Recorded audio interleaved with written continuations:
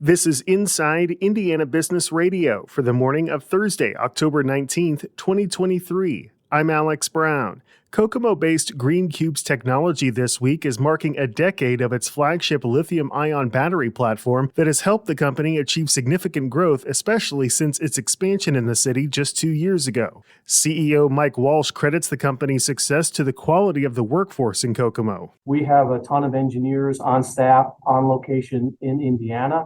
They do the engineering locally, they do the product support locally. So if we couldn't have got the technical people with the folks working on the shop floor in the same place, it would have not taken off like it has, because you really have to be co-located. So worked out really well in this location in Kokomo, Indiana. So really, that's really the secret sauce. Really good laborers. He says in Kokomo alone, the company has tripled its revenue over the last 2 years, and the company expects to continue that growth. The town of Merrillville is looking to update its slogan, and it's asking the public for help. The Merrillville Town Council has created a form on its website where residents can submit their ideas for the slogan, which will be featured on new gateway signage, social media, and other materials. The Southwest Indiana Workforce Board will host a Jobapalooza event in Evansville today. More than 24 employers will be on hand, and additional resources will be available for job seekers looking to address barriers to employment, such as childcare, housing, clothing, and legal assistance.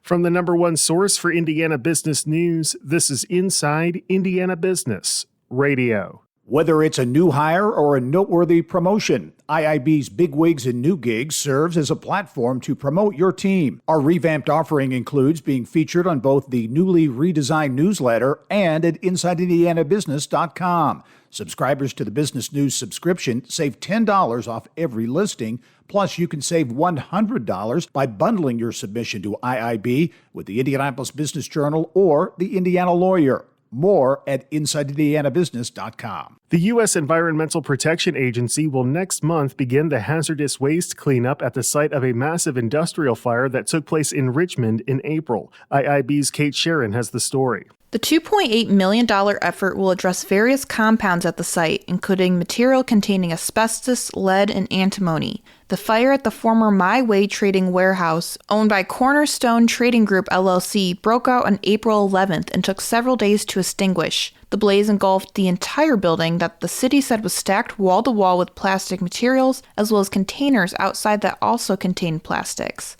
As the material burned, a large plume of black smoke sent debris several miles away, including into parts of Ohio. The EPA spent several days in May collecting debris from 330 private and public properties in Indiana and Ohio. The cleanup will take place at 2 specific properties on the site. Residents can expect to see heavy machinery on site beginning next week, but the main cleanup will begin in November, the city said in a news release. The city said the EPA issued a liability letter to Cornerstone Trading Group earlier this year, and the company declined to pursue the cleanup effort. The EPA is funding the cleanup with its own funds. The hazardous materials removed from the site will not be sent to local landfills.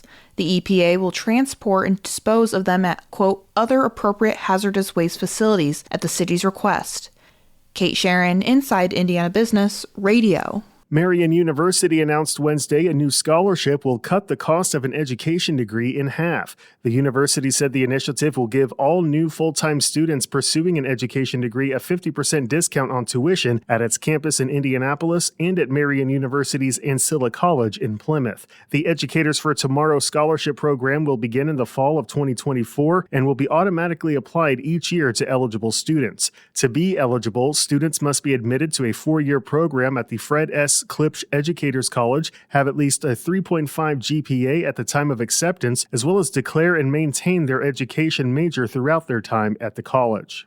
University of Southern Indiana President Ron Rochon is this week's guest on the Business and Beyond podcast with Gary Dick, presented by PNC, a weekly conversation with high-profile Hoosiers in business, sports, and entertainment, and beyond. Available now from your favorite podcast provider. I'm Alex Brown for Inside Indiana Business Radio on Demand.